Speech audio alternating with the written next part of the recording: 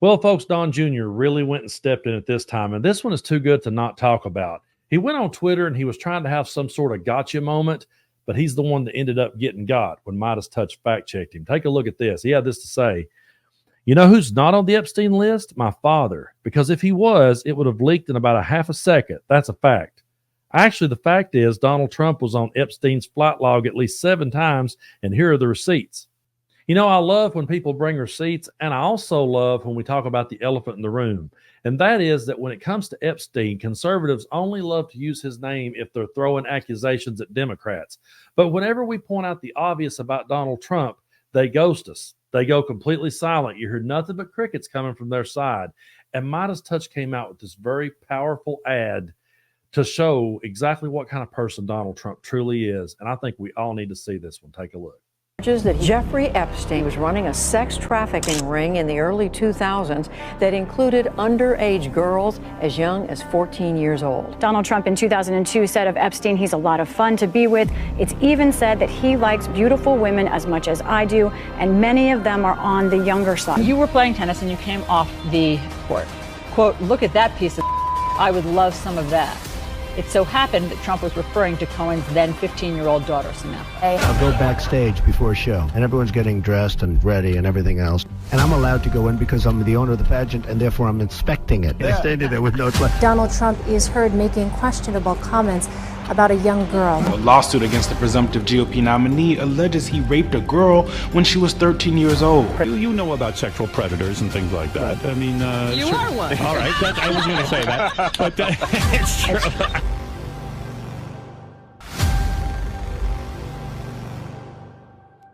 You know, folks, I realize that's a lot to take in. That is really heavy, and it's hard to watch. So while you're trying to digest that clip, I want to play a clip for you that I played in a previous video where Donald Trump was asked if he would declassify the JFK files. He said yes immediately. He was asked if he would declassify the 9/11 files. He said yes immediately. But he paused on the Epstein files, and I think we all know why. Take a look. Would you declassify the 9/11 files? Yeah. Would you declassify JFK files? Yeah. I did a lot of it. Would you declassify the Epstein files? Yeah, I would. All right. I guess I would. I think that less so because, you don't know. You don't want to affect people's lives if it's phony stuff in there because there's a lot of phony stuff with that whole world. But I think I would. One of the first tricks that Donald Trump ever pulled out of his bag was the term fake news. And he used it anytime something bad came out on him. That's the first thing he would go to as well. It's all fake news. He started that really early on. He also started early on saying how that the only way he could ever lose is if the game was rigged against him.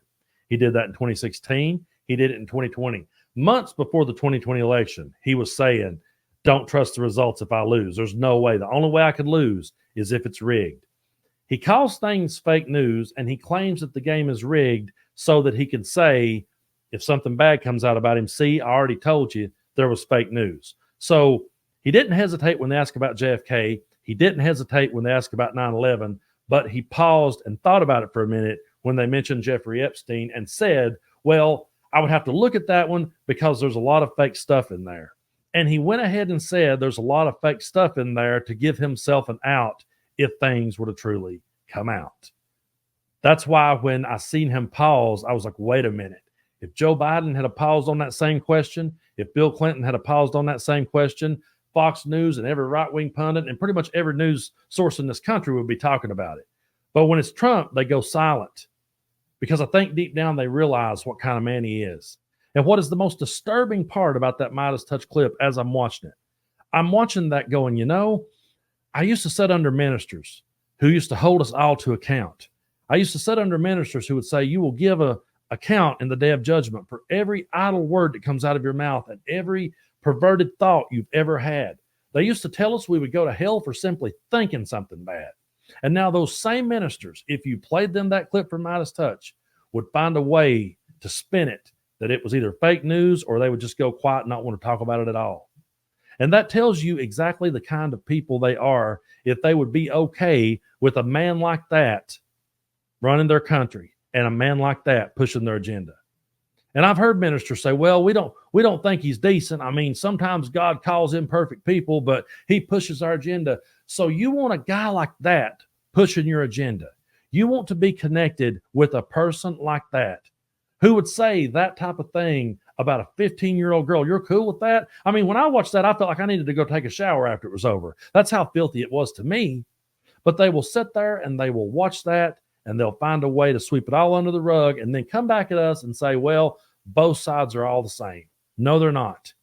Because if it was anybody on the left side of the aisle, as a matter of fact, it's not about the side of the aisle. I don't care if you're Democrat, Republican, atheist, Christian, whatever. It doesn't matter. Black, white, brown, it makes no difference. If you were on that list and you hurt someone and you preyed upon an innocent child, you deserve to be punished to the fullest extent of the law. And the Bible itself says that anyone who would ever hurt one of the little ones, meaning the children, if anyone was to hurt one of those little ones, it would be better that a millstone be tied around their neck and thrown to the bottom of the sea than to stand before God in the day of judgment.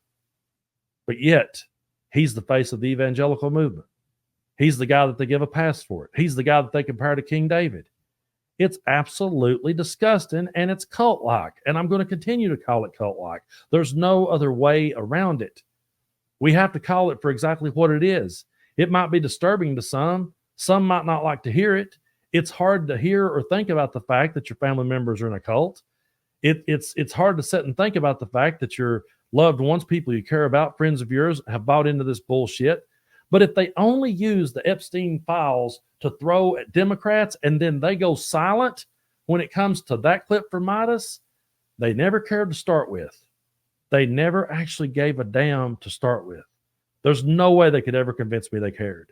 There's no way that they could ever convince me that they cared about anyone if they will sit there and see that and hear that and then try to spin it in his favor and give him a pass.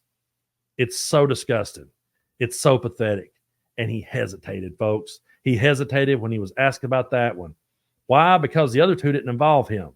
See, he could flex on the other two. He could flex and say, see there, I showed you stuff about JFK. They didn't want you to know the system's rigged against you. He could sit there and say, see, I showed you things they didn't want you to know, that the system's rigged against you. He could play that hit over and over if he released things about that. It would further his agenda. The Epstein one would really throw a wrench into things. And what's so funny is Don Jr. tries to have this moment of, Daddy didn't do it. And Meidas Touch was quick to point out, no, he was on there 7 times. And so many of them had said things like, oh, well, he liked Epstein till he realized what kind of guy he was, and then he got away from him. But he sure was talking about what a great guy he was and how fun he was to hang with and what a fun person he was to be around. Well, if he was a fun person to be around and a fun person to hang with, he was doing some pretty sick and twisted shit, folks. If you really dig in and learn about Epstein, it's pretty damn gross. You know, you can do fun things with a lot of people. If you do fun things with Jeffrey Epstein, you're a scumbag. You can do fun things with your friends. Hell, you can get on drugs and do fun things with your friends. But if you get on drugs with Charles Manson and the Manson family and butcher up a bunch of innocent people, that's really fucked up. There's a big difference here. There's a massive difference. And here Donald Trump is just walking around as the head of the evangelical movement. People of all walks of life just latching on to him and saying he's their leader. It's so disgusting. But we need to remind people of that as we go into November every time. Play that clip the next time your Fox News watching uncle, your QAnon conspiracy cousin tries to throw something at you. Just keep pointing that out and point out to them, no, both sides are not the same. That is absolutely disgusting, and we have to keep calling it out as such.